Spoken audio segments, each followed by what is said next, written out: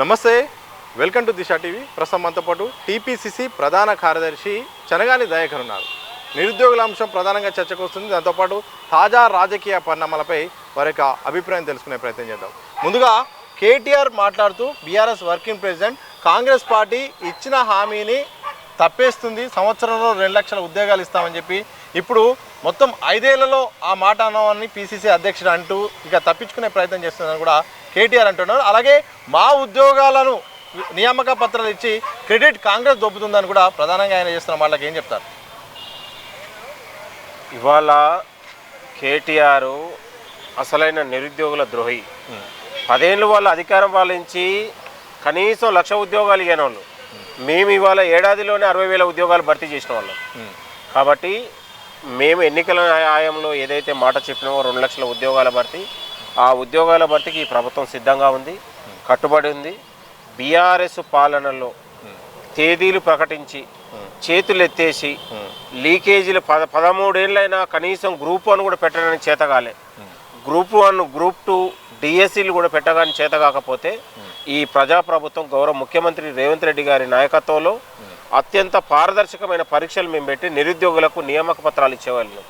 ఏడాదిలోనే మేము 60,000 ఉద్యోగాలు ఇస్తే వాళ్ళు 10 ఏళ్ళు పాలించి కూడా 60,000 ఉద్యోగాలు లేకపోయారు. వాళ్ళు నిరుద్యోగుల గురించి మాట్లాడుతుంటే నేను అనేది ఇవాళ సడన్లీ కేటీఆర్కి అధికారంలో ఉన్నప్పుడేమో అహంకారం, గాంభీరత్వం, ఇవాళ అధికారం పోగానే కూడా గందరగోళం అయిపోయింది కేటీఆర్కు.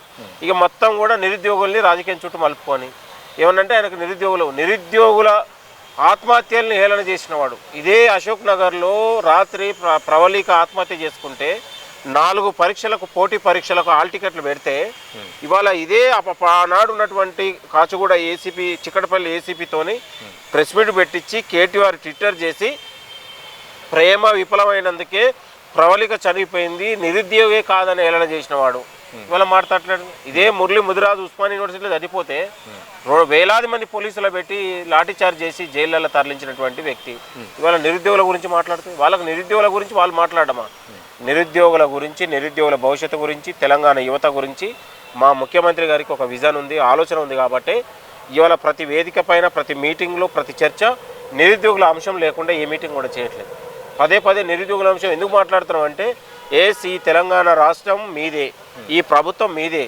కాబట్టి కొట్లాడి తెచ్చుకున్న తెలంగాణలో నీళ్లు, నిధులు, నియామకాలని గత పాలకులు మొత్తం కూడా తుంగలు తక్కి ఇవాళ తెలంగాణ యువతకు ఇవాళ కన్నీళ్లు పెట్టిస్తే ఈ ప్రభుత్వం వచ్చిన తర్వాత వీళ్ళని గుండెల్లో పెట్టుకున్నటువంటి ప్రభుత్వం ప్రజాప్రభుత్వం ముఖ్యమంత్రి రేవంత్ రెడ్డి గారు. అది చెప్పడానికి ముఖ్యమంత్రి గారు ప్రతి వేదిక మీద నేనున్నామని. వాళ్ళు ఏమో కార్ రేసింగ్ పెడితే మా ముఖ్యమంత్రి గారు ఇవాళ స్కిల్ యూనివర్సిటీ పెట్టిండు. ఇవాళ వాళ్ళు గతంలో ఇవాళ అనేక విధాలుగా కల్చరల్ ప్రోగ్రాం రకరకాల ఇది చేసి మా ముఖ్యమంత్రి గారు ఇవాళ బళ్ళు తెరుస్తూ ఉన్నారు. వాళ్ళ ఆయంలో బార్లు తెరిస్తే ఈ ప్రభుత్వం వచ్చిన తర్వాత బళ్ళను పెట్టింది. మూసేసిన బళ్ళను తెరిచినాం, యూనివర్సిటీలు పెట్టినాం, స్కిల్ యూనివర్సిటీ పెట్టినాం. ఇవాళ తెలంగాణ యువతకు ఉద్యోగ నియామకాలు, ప్రభుత్వ ఉద్యోగాలు, ప్రైవేట్ రంగాలలో ఉద్యోగాలు కూడా కల్పించడానికి ఈ ప్రభుత్వం కృషి చేస్తూ ఉంది. దాన్ని మీరు తెలంగాణ యువత గమనించాలని కోరుతా ఉన్నాం. మీరు ఇంతకుముందు ఒక మాట మాట్లాడారు, 65,000 ఉద్యోగాలకు సంబంధించిన నియామక పత్రాలు ఇచ్చారు మీరు చెప్పారు. కేటీఆర్ కానీ బీఆర్ఎస్ ఏమంటుందంటే మేము ఆ భర్తీ చేసింది మేము ఎన్నికల కారణంగా పత్రాలు ఇవ్వలేకపోయినాము, మేము నిర్వహించిన ఆ ఉద్యోగాలను అధికారంలోకి వచ్చిన తర్వాత పత్రాలు ఇచ్చి ఆ క్రెడిట్ అంతా కూడా కాంగ్రెస్ తీసుకుంటుందని కూడా ప్రధానంగా వాళ్ళు మాట్లాడుతున్నారు. ఇప్పుడు వాళ్ళ హయాంలో గ్రూప్ 1 పరీక్ష 2 సార్లు లీకేజ్ అయింది. 2011లో పెట్టిన పరీక్షను నిరుద్యోగులు తిరస్కరిస్తే ఈరోజు మళ్ళీ వాళ్ళ హయాంలో 2 సార్లు లీకేజ్ అయింది. 2 సార్లు లీకేజ్ అయినటువంటి ప్రతి పరీక్షలలో విద్యార్థులు, నిరుద్యోగులు పరీక్షలు రాయాలంటే తీవ్రమైన భయాందోళనకు గురయ్యారు. మేము పరీక్షలు రాయమని బహిష్కరించినటువంటి తరుణంలో కాంగ్రెస్ ప్రజాప్రభుత్వం వచ్చిన తర్వాత అత్యంత పారదర్శక పరీక్షలు పెట్టగలిగినాం. ఇదే ఎల్బీ స్టేడియంలో ఇవాళ నియామక పత్రాలకు ఒక వేదికను చేసుకొని వాళ్ళని మనం నియామక పత్రాలు ఇచ్చి గౌరవించుకున్నటువంటి పరిస్థితి.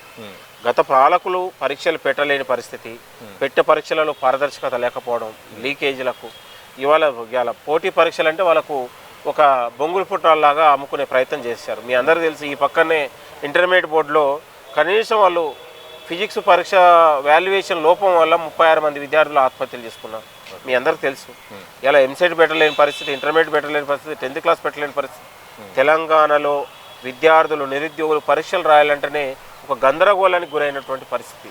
ఇవాళ మనము ప్రతి పోటీ పరీక్షలలో అత్యంత పారదర్శకంగా ఎక్కడ కూడా ఎలాంటి అవాంఛనీయ సంఘటనలు లేకుండా చిన్న ఏ రకంగా పొరపాటు లేకుండా పరీక్షలు పెట్టగలిగినాం. మేము నియామకాలు చేయగలుగుతున్నాం. ఇవాళ విద్యతో పాటు ఉద్యోగ నియామకాలు కూడా సమానంగా తీసుకెళ్ళగలుగుతాం. నిరుద్యోగులంతా కలిసి కూడా జాబ్ క్యాలెండర్ కోసం అలాగే నోటిఫికేషన్ కోసం అయితే మాత్రం బుధవారం రోజు ఇందిరా పార్క్ దగ్గర ఉద్యోగాల కవాతు అంటూ నిరుద్యోగులు అయితే మాత్రం ఒక ప్రోగ్రామ్ కూడా నిర్వహిస్తున్నారు, నిరసన కార్యక్రమం. దాని పట్ల ఏం చెప్తారు, వాళ్ళకి ఇచ్చే భరోసా కానీ మెసేజ్ ఏంటి? ఇవాళనే తెలంగాణ పబ్లిక్ సర్వీస్ కమిషన్ ఒక నోటును విడుదల చేసింది. ఇవాళ వన్ టైం రిజిస్ట్రేషన్ పేరు మీద మీరు అందరూ కూడా తెలంగాణలో దాదాపు 36 లక్షల మంది ఉన్నారు, వాళ్ళందరూ రిజిస్ట్రేషన్ చేసుకోవాలని కూడా పిలుపునిచ్చింది. తెలంగాణలో రానున్న మరికొన్ని రోజులలోనే ఉద్యోగాల భర్తీ ఉండబోతా ఉంది. ఈ ప్రభుత్వం ఉద్యోగాలు ఇచ్చే ప్రభుత్వం, మీకు విశ్వాసం కల్పించే ప్రభుత్వం, తెలంగాణ యువత భవిష్యత్తుకు ఇవాళ బాటలు వేసే ప్రభుత్వంగా మీరు అందరూ కూడా భావించాలి. ఇవాళ మోసపు హామీలతో అబద్ధాలతోని ఇవాళ నిరుద్యోగుల ఉసురు పోసుకొని నిరుద్యోగులు అనేక మంది ఆత్మహత్యల కారకులైన బీఆర్ఎస్ ఇవాళ వర్కింగ్ ప్రెసిడెంట్గా ఉన్నటువంటి కేటీఆర్ కావచ్చు, ఇంకా ఉన్నటువంటి కొందరు నిరుద్యోగులు ప్రేరేపితలకు లోను కావాల్సిన అవసరం లేదు. మీకోసం, మీ భద్రత కోసం, మీ భరోసా కోసం మేము ఉన్నాం. దయచేసి మీరు మీ ఆందోళన పోరాటాలను కూడా మేము చేయండి, వద్దనని అనట్లేదు. మీ యొక్క న్యాయబద్ధమైన ధర్మబద్ధమైన పోరాటాలు మేము గౌరవించుకుంటాం. నిరుద్యోగులలో బాధ ఉంది, సమస్యలు ఉన్నాయి, అవన్నిటి కూడా పరిష్కారం దిశగా ఈ ప్రభుత్వం ఉంది. దయచేసి ఆలోచన చేయాలని మీ అందరికీ కూడా కోరుతున్నాం. సీఎం రేవంత్ రెడ్డి నేరుగా ఈ మధ్యకాలంలో కూడా మాట్లాడారు, భరోసా ఇచ్చే ప్రయత్నం చేశారు, కానీ నోటిఫికేషన్ పట్ల మాత్రం కొంత ముందు అడుగు రావట్లేదు. ఎప్పుడు వచ్చే అవకాశం ఉంది, అసలు ఎందుకు నోటిఫికేషన్ల విషయంలో ఆలస్యం అవుతుంది? అంటే వరుస వర్గీకరణ అంశం కావచ్చు, బీసీ రిజర్వేషన్ల అంశం కావచ్చు, ఇవాళ ఎన్నికల కోడ్ కావచ్చు, రకరకాల ఆవిష్కరణలతోనే కొంత డిలే అయినటువంటి సందర్భం. కాబట్టి ఇవన్నిటి కూడా సమస్యలు పరిష్కారం అవుతున్నటువంటి సందర్భంలో త్వరలోనే ఈ బడ్జెట్ సమావేశాల తర్వాత కూడా నిరుద్యోగుల అంశం కూడా ఉద్యోగాల భర్తీ ఉండబోతూ ఉంది. నేను కాదు చెప్పింది, ముఖ్యమంత్రి గారు అనేక వేదికల మీద కూడా చెప్పగలిగారు. మీరందరూ కూడా దాన్ని విశ్వసించారని తెలంగాణ యువతకు మేము పిలుపునిస్తాం. ఇక ఫోన్ ట్యాపింగ్ వ్యవహారం విషయంలో మాత్రం ఇక జాతిపిత అనే అంశం ప్రధానంగా తెరపైకి వస్తుంది. జాతిపితకు అన్యాయం చేస్తున్నారు తెలంగాణ తెచ్చిన వారికి అని బీఆర్ఎస్ అంటుంది. ఇదే సందర్భంలో జాతిపిత అంటే గాంధీజీ అంటూ కూడా కొంత వివరణ ఇచ్చే ప్రయత్నం సీఎం రేవంత్ రెడ్డి చేశారు. తెలంగాణకు జాతిపిత ఎవరు అంటే ఏం చెప్తారు? తెలంగాణకు జాతిపిత అనేది ఉంటే జయశంకర్ లాంటి వాళ్ళు ఉంటారు తప్ప అది కేసీఆర్కు వర్తించదు. దేశంలో ఒకరికి మనం చిన్నప్పటి నుంచి ఇప్పటి వరకు స్వాతంత్రం వచ్చిన కాంచి ఒక జాతిపిత అనేది ఒక మహాత్మా గాంధీకి వర్తించింది. అది జాతిపిత అనేది మహాత్మా గాంధీ సొంతం తప్ప ఇవాళ కేసీఆర్ లాంటి వాళ్ళు నక్క పులిచారులు పెట్టుకున్నట్లాగా వాళ్ళకు వాళ్ళే ఊహించుకొని వాళ్ళకు వాళ్ళే పేర్లు పెట్టుకుంటే తెలంగాణ ప్రజలు దాన్ని తిరస్కరించే ప్రయత్నం జరుగుతుంది. జాతిపితకు ఉండే లక్షణాలు కేసీఆర్ దగ్గర లేవు. 10 ఏళ్ల పాటు ఇవాళ ప్రజలు అధికారం ఇస్తే ఫోన్ ట్యాపింగ్లతోని, అక్రమాలతోని, భూ కబ్జాలతోని, అవినీతితోని ఇవాళ లక్షల కోట్ల రూపాయల సంపాదన పెట్టుకున్న వాళ్ళు మీరు జాతిపిత ఎట్లా అవుతారండి? నాకు అర్థం కాకూడదు.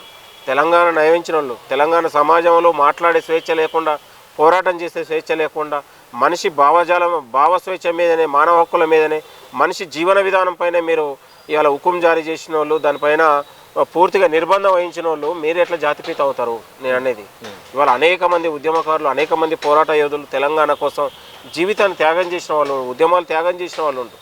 ఆత్మగౌరవం ఇప్పుడు మీ పైన కేసులు వచ్చినప్పుడు, మీ పైన ఇవాళ విచారణ వచ్చినప్పుడే మీకు ఆత్మగౌరవం గుర్తొస్తుంది, తెలంగాణ సెంటిమెంట్ గుర్తొస్తుంది. తెలంగాణ ఉద్యమకారులు చనిపోతే, తెలంగాణ కోసం కాళ్ళు చచ్చిపోతే, తెలంగాణ కోసం దీర్ఘకాలం ఆలోచన చేస్తే కొండ లక్ష్మణ బాపూజీ లాంటి వాళ్ళు, కోదండరామ్ లాంటి వాళ్ళు, గద్దర్ లాంటి వాళ్ళు, అందశ్రీ లాంటి వాళ్ళు, విమలక్క లాంటి వాళ్ళు, ఇట్లా ఉన్నటువంటి అనేక మంది, శ్రీకాంతాచారి లాంటి వాళ్ళు తెలంగాణ కోసం తగలబడితే వాళ్ళకు చెందాలి నిజమైన ఆత్మగౌరవం. వాళ్ళు తెలంగాణ కోసం నిత్యం వాళ్ళ జీవితం అంతా త్యాగం చేసిన వాళ్ళు. ఇవాళ తెలంగాణ సెంటిమెంట్ పేరు మీద నీ కల్వకుంట్ల కుటుంబం మొత్తం కూడా తెలంగాణ దోచుకొని ఇవాళ తెలంగాణ మొత్తం కూడా పూర్తిగా ఇవాళ నిర్బంధాన్ని, ఇవాళ నియంత పాలన సాగించిన వాళ్ళు మీరు మాట్లాడితే ఎట్లంటే నేను అనేది ఏ సిట్టు విచారణని ప్రజలు కోరుకుంటున్నారు తెలంగాణ రాష్ట్రంలో. ఇవాళ సిట్టు ఇవాళ ఒక మావోయిస్టుల మీద, ఉగ్రవాదుల మీద, ఐఎస్ఐ ఉగ్రవాదుల మీద వాడాల్సినటువంటి పరికరాలని, ఫోన్ ట్యాపింగ్ని ఇవాళ నిత్యం ప్రజలలో ప్రజాస్వామ్యబద్ధంగా ఒక జాతీయ పార్టీ నాయకులుగా ఇవాళ కాంగ్రెస్ పార్టీ నాయకుల మీద, ప్రతిపక్షాలపైన, ఇవాళ ఉద్యమకారులపైన, వ్యాపారవేత్తలపైన, తెలంగాణ పైన అందరి మీద ఇలా ఫోన్ ట్యాపింగ్లు చేసి భయభ్రాందోళనకు గురి చేసి ఇవాళ అధికార దుర్వినియోగానికి పాల్పడి ఇవాళ అధికారం పోగానే గందరగోళానికి గురైతే ఎట్లండి? నేను అనేది ప్రజలుగా కోరుకుంటున్నాను. వాస్తవాలు ప్రజలకు కూడా తెలియాలి కదా నేను అనేది. దాన్ని కోరుకున్నప్పుడు దానిపైన మాట్లాడకుండా దాన్ని వక్రీకరించి పక్కదారి పట్టించి జాతిపిత అని సెంటిమెంట్ అని ఆత్మగౌరవం అని మళ్ళొకసారి సెంటిమెంట్ రాజేసి మళ్ళీ ఒక తెలంగాణ ప్రజల్లో ఇవాళ జై కేసీఆర్ ఇదే సందర్భంలో ఒక మాట మాట్లాడారు. ఒక రకంగా విచారణ వినిపించి ఉద్యమ కాలాన్ని ఆ పరిస్థితులు మరోసారి తీసుకొచ్చారు. మా క్యాడర్లో కూడా ఒక ధైర్యాన్ని తీసుకొచ్చారు, ఒక సెంటిమెంట్ కూడా రగిల్చే ప్రయత్నం చేశారు. ముందుగా ఈ అవకాశాన్ని ఇచ్చిన సీఎం రేవంత్ రెడ్డికి థ్యాంక్ యూ అని కూడా కేటీఆర్ అన్నారు. వాళ్ళు అన్నిటికీ బరి తెగించారు, కింద పడ్డా కూడా మాదే అంటారు వాళ్ళు. కాబట్టి వాళ్ళు ఇలా ఫోన్ ట్యాపింగ్ ఒకవైపు ముఖం చాటేయలేకనే ఫోన్ ట్యాపింగ్ మీద ముఖం చెల్లకనే బయటకు వచ్చి దాన్ని వక్రీకరించి మళ్ళీ ఉద్యమం పేరుతో తన క్యాడర్ని పీల్చుకొని చేయాలనుకుంటారు. ఇవాళ కేసీఆర్ వచ్చింది ఫోన్ ట్యాపింగ్ కోసం వచ్చాడు. ఏదో జైతయాత్రకు పోయినట్లాగా క్యాడర్ పిలిపించుకొని జేజేలు పిలిపించుకొని అదంతా కూడా పక్కదారి పట్టించి డైవర్ట్ పాలిటిషియన్కు వాళ్ళు తెగబడ్డారు తప్ప అసలు తెలంగాణ ప్రజలలో ఫోన్ ట్యాపింగ్ అనేసి అతిపెద్ద నేరం. దాన్ని వాళ్ళు వక్రీకరించి ఇలా తెలంగాణ కేసీఆర్ అని తెలంగాణ రాష్ట్రాన్ని తెలంగాణ ప్రజలుగా విద్యార్థులు ఉద్యమకారులు సకల జనులు అందరూ కలిస్తే తెలంగాణ రాష్ట్రం వచ్చింది. ఒక కేసీఆర్ ఒక బీఆర్ఎస్ పార్టీ టీఆర్ఎస్ పార్టీ కొట్లాడితే రాలే. అది మళ్ళీ కాంగ్రెస్ సెంట్రల్ ఆనాడు యూపీఏ సర్కారు ఆలోచన చేస్తే తెలంగాణ రాష్ట్రం వచ్చింది. తెలంగాణ రాష్ట్రం ఇచ్చినందుకే కదా నువ్వు కాళ్ళు మొక్కింది. సోనియా గాంధీ గారు కాళ్ళు ఎందుకు మొక్కారు? కృతజ్ఞత పేరుతో నేను అనేది. కాళ్ళు కుటుంబం అంతా పోయి సోనియా గాంధీ గారికి ఆశీర్వాదం తీసుకున్నారు కదా, మీ దయ వల్లే తెలంగాణ రాష్ట్రం వచ్చిందమ్మా అని. అంటే తెలంగాణ హక్కుల్ని ఆకాంక్షల్ని మొత్తం కూడా నిర్వీర్యం చేసి మీ అవసరాల కోసం మీ స్వార్థం కోసం తెలంగాణ రాష్ట్ర 10 ఏళ్ల పాటు అధికారాన్ని అనుభవించి సొమ్ము చేసుకున్నది మీరు మాట్లాడితే ఎట్లండి? కాబట్టి తెలంగాణ రాష్ట్ర ఆకాంక్షలైనా ఆశయాలైనా ఇవాళ ప్రజల సమస్యలైనా కూడా ఉద్యమకారుల ఎజెండా అయినా కూడా ఇవాళ కాంగ్రెస్ ప్రజాప్రభుత్వం అమలు చేస్తూ ఉంది. కాబట్టి కాంగ్రెస్ ప్రజాప్రభుత్వంలో మేము రాజకీయ కక్షలు చేయట్లే, ఎక్కడ కూడా రాజకీయ వ్యక్తిగత ఎజెండానే లేదు. ఒక ప్రజాస్వామ్యబద్ధంగా వాళ్ళ ఆయామలు కూడా అనేక సిట్లు వేశారు. డ్రగ్స్ మీద సిట్ వేశారు, నయం సిట్లు వేశారు, భూముల పైన సిట్ వేశారు, అన్నిటిపైన వేశారు. ఏది కూడా తూతూ మంత్రం అనిపించారు మామ అనిపించారు. ఎక్కడ కూడా దాన్ని కొలిక్కి తీసుకురాలి. ఇంతవరకు నయం కేసులో సిట్ వేశారు, ఇంతవరకు వివరాలేదండి. మీరైనా బయట తీసుకొస్తారా నయం కేసు? నేను అంటా ఉన్నాను, వాళ్ళ ఆయామలు వేశారు, ఇంతవరకు దానిపైన విచారణ లేదు. కేటీఆర్ ముఖం చాలలేదు. కాబట్టి మేము వేసినటువంటి సిట్లో ఇవాళ దీనిపైన వేసాం, ఫోన్ ట్యాపింగ్ పైన సిట్ వేసినాం. దాన్ని ఒక పారదర్శకంగా న్యాయబద్ధంగా చట్టబద్ధంగానే ఎక్కడ కూడా ఎలాంటి ఉల్లంఘన లేకుండా ముందుకెళ్తా ఉంది. దానిపైన విచారణ చేయకుండా ఎందుకు అవాక్కులు చివాక్కులు ఎందుకు వెళ్తూ ఉన్నారు? మీరు విచారణ పిలిచారు, విచారణకి రండి, వాస్తవాలు చెప్పండి. దానిపైన వచ్చినప్పుడల్లా మీ పైన ఎక్కడ కూడా బజార్ల ప్రజలు నవ్వుతూనే ఉన్నారు. కాబట్టి డైవర్స్ పాలిటిక్స్ చేసి మీరే జేజేలు కొట్టుకుంటారు. దాంట్లో పెద్ద ఏం లేదు. కాబట్టి సిట్టు విచారణ వాస్తవాలు తెలియాల్సిందే. విచారణకు అది కేసీఆర్ అయినా హరీష్ రావు అయినా సంతోష్ రావు అయినా ఎంత పెద్ద గనుడైనా చట్టం ముందు తలవంచాల్సిందే. ఇలా పెద్ద పెద్ద మా ప్రధానమంత్రులకు దేశ అధ్యక్షులకు ఉరిశిక్షలు వేశారు. అంత పెద్ద మాజీ ముఖ్యమంత్రులు జైళ్ళకి వెళ్ళారు. అంత పెద్ద గొప్ప ఏం కాదు. చట్టం అనేది మేము ప్రజాస్వామ్య తప్పు నిరూపిస్తే తప్పు దొరికితే మాత్రం మాజీ ముఖ్యమంత్రి బీఆర్ఎస్ అధినేతకు శిక్షించే పరిస్థితి ఉన్నదా? ప్రభుత్వం శిక్షించదు కదా, కోర్టు కదా, కోర్టు చేస్తుంది. కోర్టు న్యాయబద్ధంగా ధర్మబద్ధంగా రాజ్యాంగబద్ధంగానే శిక్షిస్తుంది.